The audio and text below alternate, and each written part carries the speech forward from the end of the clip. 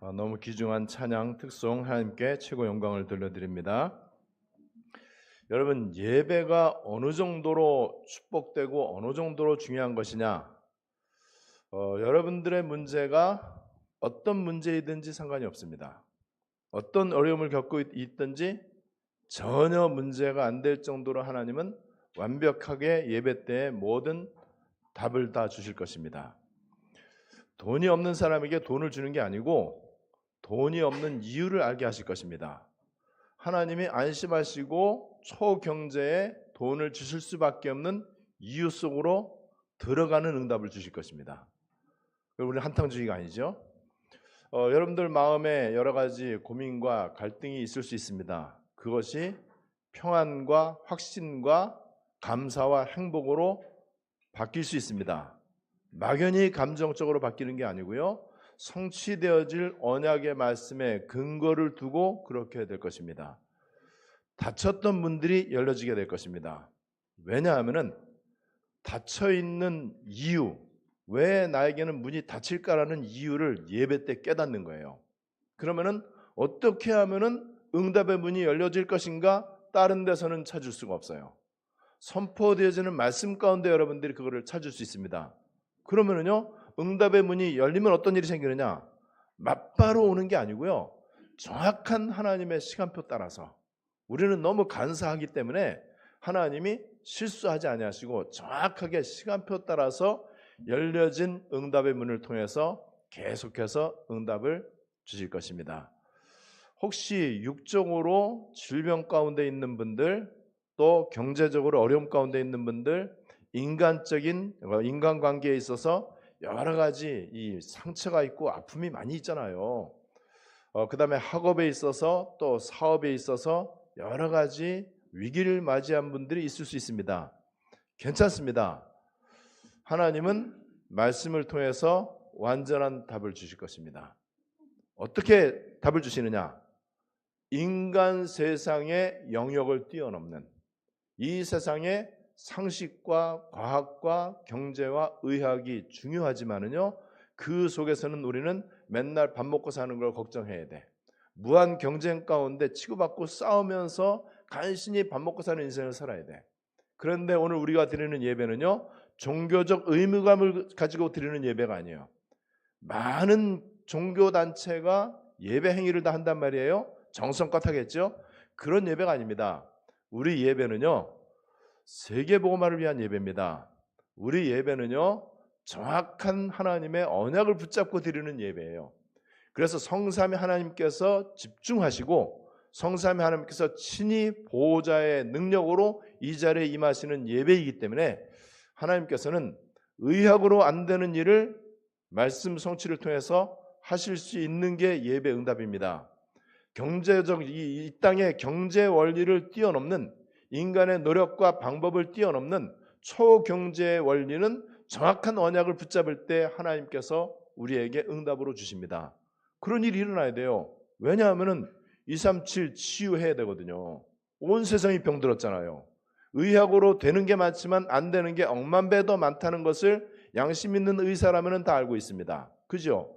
굉장히 똑똑할수록 나는 아는 게 없다라고 진짜 똑똑한 사람은 고백을 합니다. 어느 정도 고백하느냐? 내가 아는 것은 저 태평양에 있는 조그마한 모래 한 알만도 못하다. 이 사람은 굉장히 똑똑한 사람이에요. 여러분, 그래서 인간의 노력과 인간의 방법은 한계가 있죠. 제가 지금 기도하고 있는 사람들이 있습니다.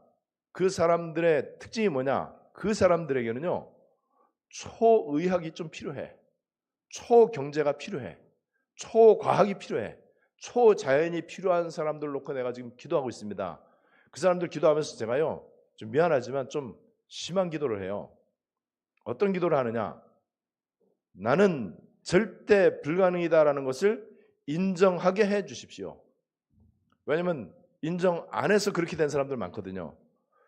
하나님, 내가 할 수 있는 게 없다는 것을 인정할 수 있도록 그 마음에 완악함과 영적인 강팍함과 영적인 교만을 꺾어주시옵소서. 그 기도합니다. 그래서 언제고 정확한 하나님의 시간표가 됐을 때 주의 종이 가서 복음 말할 때 하나님께서 그 심령을 준비시키시고 그 영혼을 갈급한 영혼이 되게 하시고, 그래서 선포되는 복음의 말씀을 그대로 받아들이고 완전 언약 속으로 들어오고 그 사람에게 새로운 인생의 이 전환점이 되게 해주시옵소서. 그 기도하고 있습니다. 그렇게 되면 어떤 일이 생기겠습니까? 거기에서 초의학이 일어날 수 있습니다. 그리고 초과학과 초자연적인 일이 일어날 수 있어요. 여러분, 이 예배가 이렇게 어마어마하단 말이에요. 그렇다면은 예배를 중요시할 수밖에 없겠죠. 예배 최우선순위를 둘 수밖에 없겠죠. 오늘 성경 말씀에 갈렙이라고 하는 사람을 좀 살펴볼 텐데, 갈렙은 일심전심지속의 대명사입니다. 어떤 일심이냐? 이스라엘 백성들이 출애굽할 때 모세가 지도자잖아요. 모세에게 완전 생명 걸었어요. 여호수아와 갈렙 두 사람이 모세에게 완전 생명 걸었습니다. 자, 그리고 나서 이제 가나안 정복 직전에 모세가 죽어요. 여러분, 그럼 모세가 죽으니까는 그 다음 후계자가 세워져야 되잖아요. 그럼 여호수아 아니면 갈렙 가운데 세워져야 되는데 여호수아가 세워진 거예요. 그러면 저희 똑같이 여호수아하고 갈렙하고 계급이 같은데, 그런데 갈렙은 모세 섬길 때하고 똑같이 여호수아를 섬깁니다. 일심. 전심은 뭐냐? 오늘 성경 말씀 여기 보니까는요, 14절에 이는 그가 이스라엘 하나님 여호와를 온전히 쫓았습니다. 온전히 쫓았다 그랬어요. 그리고 여기 8절 9절에 보면은 나는 내 하나님 여호와께 충성하였으므로, 9절에도 내 하나님 여호와께 충성하였은즉, 여호와께 충성했다라는 말하고 요 밑에 있는 온전히 쫓았습니다 이 말하고 똑같아요. 영어 성경은 똑같아요. 그래서 I followed the Lord God, 그 다음에 뭐라고 되어 있느냐? wholehearted, whole 전체, wholehearted를 뭐라고 그럴까요? 전심, 이게 전심이에요. 그리고 지속은 뭐냐? 옛날 그때나 40살 때 출애굽할 때 그때나 85세가 됐을 지금이나 변함이 없어. 지속, 일심전심 지속. 이런 제자를 우리는 절대 제자 그렇습니다. 절대 제자의 반대 그냥 제자, 상대 제자, 상대적 제자. 자기 기분 따라서, 컨디션 따라서, 이익 손해에 따라서, 사람 말에 따라서 이랬다 저랬다. 그거는 지속하는 제자가 아니고 체인저블 제자예요. 늘 변할 수 있는. 그러면은 하나님도 헷갈려 갖고 응답을 줄 수가 없어. 언제 헷가닥할지 몰라. 언제 돌변할지 몰라. 언제 또 마음 변심하고 이럴지 몰라요. 여러분, 일심전심 지속의 제자가 되면은요, 그 사람은 비로소 온전히 언약을 붙잡은 사람이야. 이 갈렙이라고 하는 사람은요, 그냥 여러분 이 사람은 어느 정도로 은혜를 받은 사람이냐? 여러분, 야곱과 에서를 잘 알죠. 제가 이제 옛날에 어릴 때 이제 교회 다닐 때는 주일학교에서 구연 동화를 해요. 구연 동화를 할 때 팥죽 한 그릇에 장자의 명분을 판 그 에서, 그리고 야곱, 이 이야기가 많이 나와요. 그리고 야곱이 그래서 이제 쫓겨나갔고 사닥다리 환상을 보고, 이것도 이제 뭐 동화에도 이제 구연 동화에도 이제 성경 동화에도 많이 나오고요. 또 이제 설교에도 이제 어린이 설교에도 이제 많이 나온단 말이에요. 그 야곱과 에서는 저주받았죠. 어느 정도로 저주를 받았느냐? 히브리서 12장 16절에서 얘기를 하고 있어요. 한 그릇 음식을 위하여. 여러분, 인생이 얼마나 인생이 수준 떨어지면은 한 그릇 음식 때문에 그까지 먹고 사는 거, 그것 때문에 장자의 명분을 판 에서와 같이 망령된 사람이 있는지 주의하라 그랬어요. 저는 한 그릇 그까짓 음식 때문에 장자의 명분을 판 사람들 많이 봤습니다. 성경은 그런 사람들 가지고 망령됐다 그랬어요. 망령됐다. 그게 무슨 말이겠습니까? 영을 잃어버린 거예요. 망령됐다. 이 노인들 이렇게 이제 치매 걸리고 그러면 옛날에는 망령됐다 그랬죠. 망령됐다 그랬잖아요. 여러분, 왜 그렇죠? 에서가 아무리 훌륭한 장점을 많이 갖고 있고, 아무리 좋은 스펙을 갖고 있고, 아무리 성품이 좋고, 아무리 성실하다고 할지라도 기껏해 음식 한 그릇에 장자의 명분을 팔아. 그 말은 장자의 명분에 대한 가치를 모르는 거예요. 저와 여러분들은 이 시대에 장자의 대열에 들어왔다는 거 아셔야 돼요. 장자는 첫째 아들을 말하잖아요. 첫째 아들에게, 지금은 뭐 안 그렇지만 옛날에 우리나라 법도 첫째 아들에게 더 많이 유산이 상속이 돼요. 하나님 나라의 하나님의 영적 유산, 이게 장자에게. 그래서 장자권이 굉장히 중요한데 너무 배가 고프다 보니까는 에서가 형인데도 장자의 명분을 자기 동생 야곱에게 팔아넘긴 거예요. 그때부터 어떤 일이 일어났느냐? 여러분, 음식 한 그릇에 장자의 명분을 팔고 음식 한 그릇 조그만 이익 손해 앞에 자기의 신앙 양심을 팔고 복음과 교회와 주의 종을 대적한 사람, 똑같은 케이스죠. 그 후손들이 어떻게 됐나 여러분 을 보세요. 에서의 후손 가운데에 아말렉이 나와요. 이 아말렉은요, 여러분들이 이름만 들어도 뭔가 소름이 끼치도록 섬뜩해야 돼. 이스라엘 백성들이 출애굽할 때 뒤에서 약해갖고 힘 빠져갖고 또 뭐 별로 열심히 이 출애굽하지 않고 뭐 그 대열에서 이탈되고 게으르고 안주 타성에 빠지고 훈련 안 받고 흐름 안 따라가면 뒤에 처지잖아요. 뒤에 처진 사람을 한 명 한 명 칼로 친 게 아말렉 족속이야. 그 되게 섬뜩하죠. 하나님이 아말렉을 어느 정도로 말씀하셨냐? 저 아말렉의 씨를 아예 지상에서 멸망시켜 버려라. 씨를 아예 말려버리라. 그거를 사울왕에게 부탁했더니 사울왕이 그거에 실패했어. 나중에 사울왕은요, 아말렉 소년에게 그 죽음까지도 시체놀이를 하는 거예요. 아말렉이. 그래갖고 다윗 왕이 아말렉 사울왕하고 이제 원수지간이잖아요. 다윗 왕에게 이 소년이 찾아와갖고 사울왕 자기가 죽였다고. 사실은 자기가 죽인 게 아니거든요. 이 사울왕은 자살했거든요. 이거 할례 받지 못한 이방인들에게 내가 죽을 수 없다 그랬고 칼에 엎드러져서 죽었단 말이에요. 근데 이 소년이 와갖고 다윗을 죽이려고 했던 사울왕이 죽은 거를 보고하면은 포상금 받을 줄 알고 다윗 왕에게 소년이 찾아온 거예요. 근데 진짜 죽였냐? 제가 진짜 죽였다는 거예요. 그럼 넌 누구냐? 거기서 섬찟한 말을 하죠. 나는 아말렉이다 그러잖아요. 이 아말렉 완전 없애라고 하는데 없애지 않은 그 사울왕, 아말렉에게 여러분 시체놀이까지 이렇게 이제 된단 말이죠. 이렇게 그 하나님이 이 지상에서 완전 싹쓸이 해야 되겠다라고 하는 그 아말렉이 누구에게서 나왔다고요?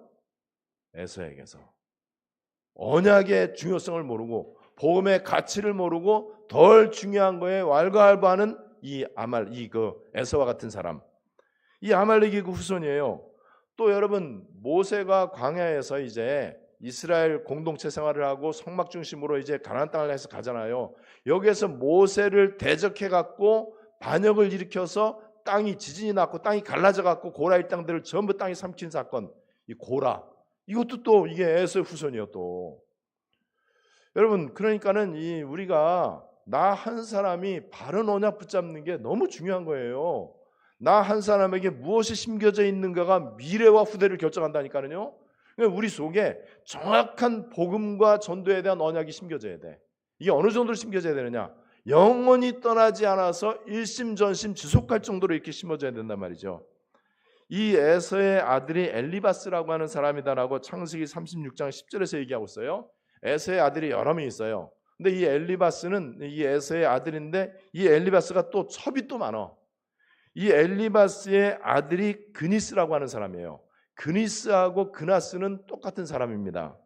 그리고 엘리바스가 또 이 첩을 얻어갖고 낳은 아들이 아말렉이에요. 아말렉은 에서의 손자죠. 그리고 에서의 또 다른 첩이 있어. 이 에서의 첩, 에서도 첩이 있고 그 아들도 첩이 있고, 하여튼 에서의 이 집안은요, 그야말로 이거는 뭐 완전 뭐 영적으로 진짜 이런 집안이 없어요. 완전 저주받은 집안이 됐죠. 에서의 첩의 아들이 또 고라입니다. 고라 자손. 자, 그런데 오늘 성경의 갈렙이 에서 집안에서 태어난 거예요. 여러분, 에서 집안에서 이런 일이 일어난다니까요. 그리고 고라의 후손들 가운데 고라 이 일당들이, 반역자들이 다 땅이 지진이 났고 삼켜서 다 멸망당했는데 고라의 아들들 몇 명은요, 언약을 붙잡았어요. 그 가운데 바른 언약을 붙잡고 시편 성경에 여러 이 시편을 이제 기록을 합니다. 그리고 성전 왕궁에 음식하는 자, 찬양하는 자, 여기에 이제 쓰임 받아요. 굉장하죠. 그래서 이 시편 여러분들 보면은요, 다윗이 쓴 시가 많이 있지만은 고라 자손의 시라는 그 글씨도 여러분들이 많이 봤을 거예요. 그렇다면은 우리의 가문이나 내 과거나 내 출신 성분은 아무리 에서와 같이 에서 집안과 같이 콩가루 집안이라고 할지라도 괜찮다.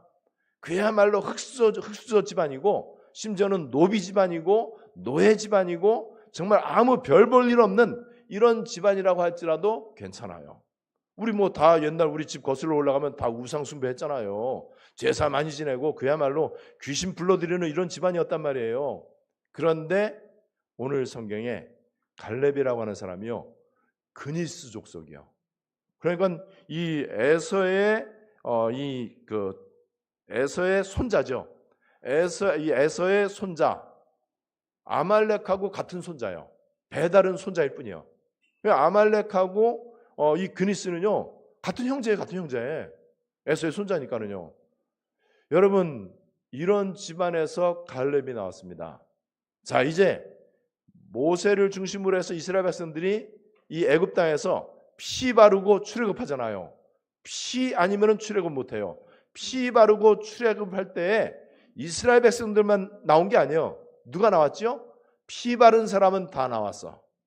유대인 아니라도 피 바르면 돼요. 이스라엘 사람이라고 할지라도 피 안 바르면 안 돼. 자, 피 바른 사람 가운데 누가 있는지 아세요? 그니스 족속이 있는 거예요. 갈렙이 있었던 거예요. 갈렙이 굉장하죠. 갈렙은요, 그 아말렉 집안에서, 에서 집안에서, 여러분 에서의 후손이 지금 에돔 땅인데 에서의 별명이 에돔이거든요. 에돔 땅은 지금 가면은요, 저기 그 이스라엘 주변에 레바논이라든지 아니면은 뭐 이 옛날 아수르 시리아라든지 요르단 이런 나라들이 에돔 족속이야. 지금도 사해바다 딱 가보면은요, 사해바다 건너편에 땅이 붉어. 에돔이라는 뜻이 불다라는 뜻이고요. 팥죽이 붉잖아요. 그래서 에서의 별명이 불다. 에돔의 에돔. 지금도 그 나라는 붉은 땅이야. 그 족속들입니다. 그 사람들이 대표적인 이제 이슬람들인데 이슬람 가운데도 저는 갈렙 같은 사람이 나올 수 있다라고 저는 봅니다. 자, 갈렙이 이제 그런 사람이에요. 그니스 사람 여분네 아들 갈렙 그랬어요. 그니스 사람. 자, 이해가 되시죠? 출애굽 때, 그래서 아까 출애굽 때에 피 바르고 많은 사람이 이제 출애굽을 하는데 출애굽할 때 보행하는 장정만 60만 명이니까는 약 한 300만 명 가량 된다. 그런데 거기 보면은요, 이스라엘 사람들만 나왔다 그러지 않고 중다한 잡족이 따라 나왔다. 이 잡족이 바로 그니스 족속, 이 아말렉 관계되어 있는 사람들, 그 외에 이스라엘의 12지파 말고는 다 잡족이거든요. 야곱과 에서가 쌍둥이 형제잖아요. 에서는 망령되고 저주받았잖아요. 그래서 그때부터 진정한 이스라엘은 야곱의 12아들을 중심으로 한 12지파만 정상적인 지파고 나머지는 이방이냐. 나머지는 잡족이거든요. 이 잡족에 있었던 갈렙. 그런데 어느 날 보니까는 이스라엘 12지파, 야곱의 12아들이죠. 12지파 가운데 이제 이 가나안 땅을 정탐하게 되잖아요. 광야 생활하면서 민수기 14장에 보면은 이때 각 지파별로 한 명씩 대표로 12명을 가나안 정탐을 보내는데 여기에 갈렙이 뽑혔는데 갈렙이 어떤 지파의 대표인지 아세요? 메시아가 오는 유다 지파. 여러분, 이게 여러분 얼마나 놀랍습니까? 그 갈렙이요. 그러니까 갈렙은 정확한 언약을 붙잡은 사람이야. 어떤 경우에도 변할 수가 없어. 나는 변한다는 게 이해가 안 돼. 변할 게 따로 있지. 우리 현수 말대로 변할 게 따로 있지. 헷갈릴 게 따로 있지. 뭐 생각할 게 뭐 있냐. 여러분, 변할 게 따로 있지. 여러분, 친구 간에 우정이 깨지기도 해요. 부부 간에 왼수가 되기도 해요. 심지어는 일가친척 거의 왼수 많잖아요. 장례식 때 되게 싸우잖아요. 제사 때도 되게 싸우잖아요. 또 그리고 돈 때문에 싸우고 고소고발하고 막 이러잖아요. 괜찮습니다. 그럴 수 있어요. 그래도 그렇지 변할 게 따로 있지. 어째 언약이 변하냐 말이죠. 여러분, 40세 때에 이 갈렙이 유다 지파 12지파 가운데 그 중에서도 메시아가 오시는 지파. 여러분, 유다 지파에서 유다의 홀 그랬잖아요. 메시아가 탄생하잖아요. 예수님이. 그 지파의 대표가 된 거예요. 저주받은 집안에 있던 갈렙이. 여러분, 그러면서 40세 때 정탐꾼으로 파송이 되고요. 모세를 섬기고 또 여호수아를 또 섬기고, 이 갈렙 이제 드디어 가나안 정복의 막바지에 이르게 됐어요. 안악산지라고 하는 아주 이 싸움 잘하고 용감한 가장 난공불락의 안악산지가 딱 남아 있는데 이스라엘 백성들이 또 두려워하는 거예요. 이미 하나님이 약속했거든요. 하나님이 약속한 땅이요. 하나님이 약속한 그 안악산지거든요. 다 두려워서 나서지를 못해요. 이때 85세 최연장자, 우리 교회 최연장자 이쪽에 앉아 계세요. 비슷합니다. 이제 어느 정도로 중요하냐? 왜 갈렙이 최연장자냐? 20살 이상의 출애굽 사람들은 다 죽었어. 여호수아 갈렙만 남았어. 근데 여호수아보다는 갈렙이 나이가 많아. 그래서 최연장자가 딱 해갖고 시행하라. 안악산지 실행하라 합니까? 뭐 시행하랍니까? 여러분, 이 갈렙은요 그냥 인간적으로 멋있다, 용감하다 뭐 그 정도가 아니에요. 언약이 그만큼 확실한 거예요. 그냥 당연히 저와 여러분들이 그리스도의 답을 냈다, 세계복음화가 내 인생의 답이고 이유다, 그렇다면은 일심 전심 지속, 일심 one heart, 전심 wholehearted, 전심으로 지속 continuous, 계속해서 끝까지 갈 수밖에 없는 거예요. 끝까지 갑니다. 45년 동안 40세 때 그때나 85세 때 지금이나 나는 변함이 없다. 지속. 멋있잖아요.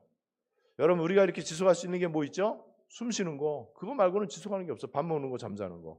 그리고 우리가 진짜 해야 되는 복음 24, 기도 24, 세계복음화 언약, 바로 이거죠. 이 갈렙이 어느 정도의 믿음을 갖고 있느냐? 7절에 보니까는요 성실한 보고를 했어요. 가나안 땅을 정탐했는데 무시무시하거든요. 그래 10명이 다 사실과 진실 그대로 보고를 했습니다. 그런데 갈렙은요 사실과 진실을 뛰어넘는 영적 사실, 이걸 본 거예요.